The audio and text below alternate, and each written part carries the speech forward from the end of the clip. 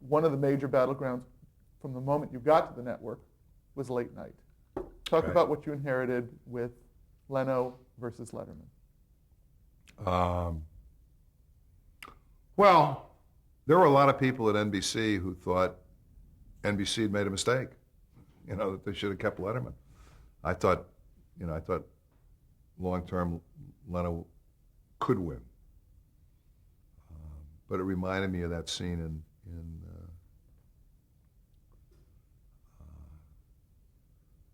if you ever saw the movie The Hustler, where George C. Scott is explaining to Fast Eddie Felson,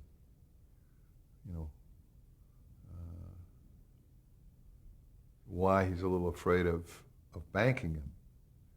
And Paul Newman says, I can beat him. And George C. Scott says, I know you can beat him, but will you? I know you can. And that was the thing with Jay, When I first got there,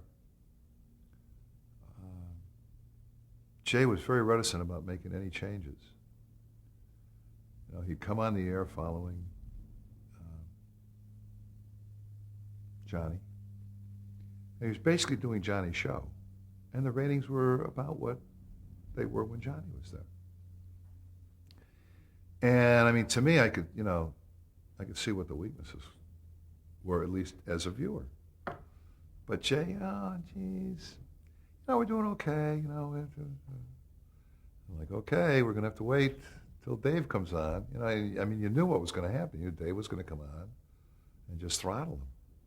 And Dave came on and throttled him. And after Dave throttled him for a couple of weeks, then Jay was ready to listen to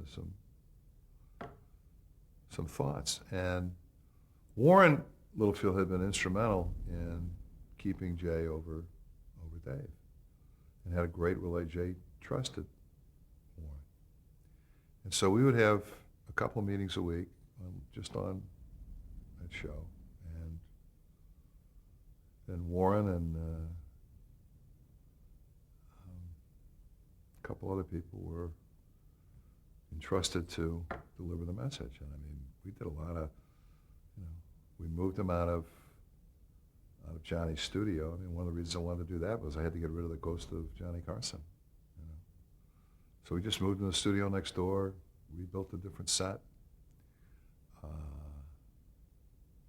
got Jay a trainer, started losing weight.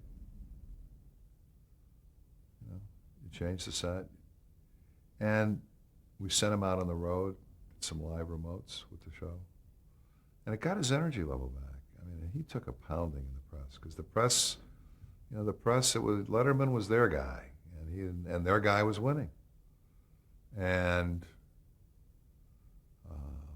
one of the things we noticed was putting a music act on at the end while making it easier for the show to produce.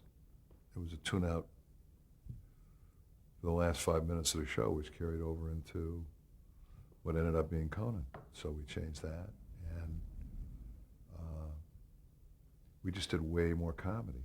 I think when Jay first started doing the show, he was doing, maybe a 6 or 7 minute monologue, and then they might do something after the first commercial and then bring the first guest out. Well, if you watch the show now, the first guest doesn't come out until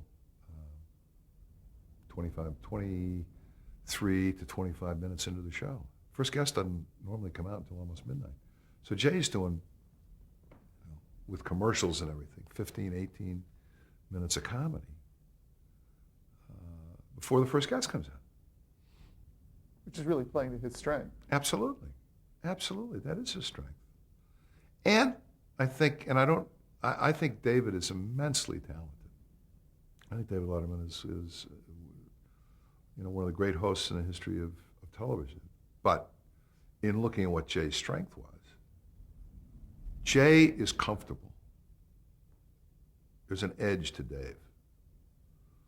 And when Dave moved from late night, see, the late night viewing habit is different than 11:30.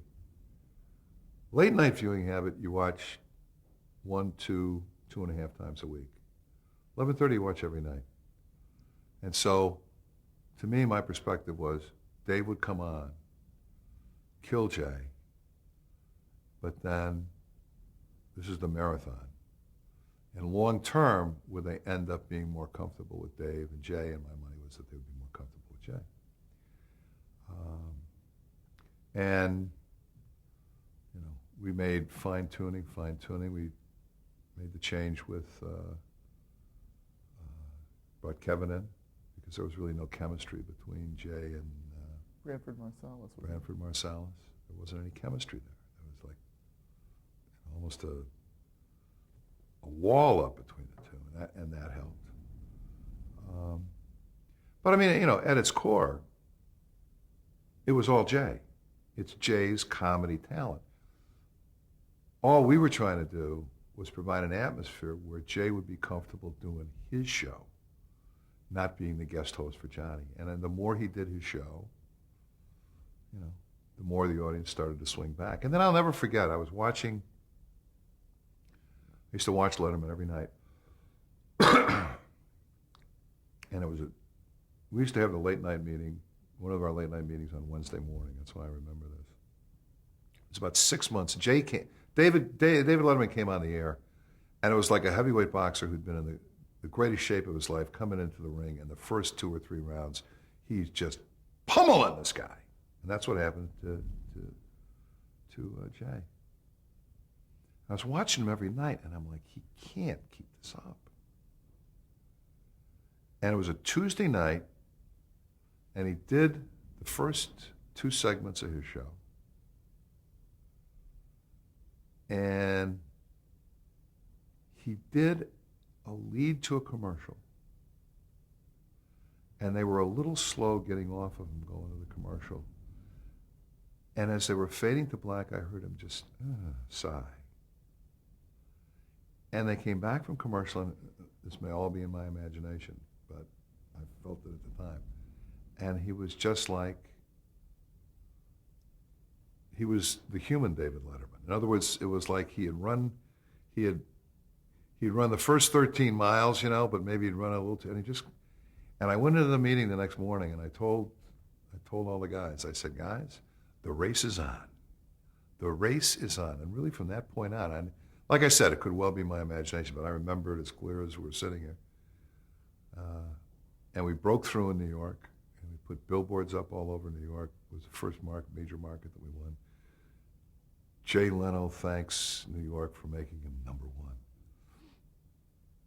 1. And Letterman's hometown. We bought the billboard across from Dave's office so that his window overlooks that billboard.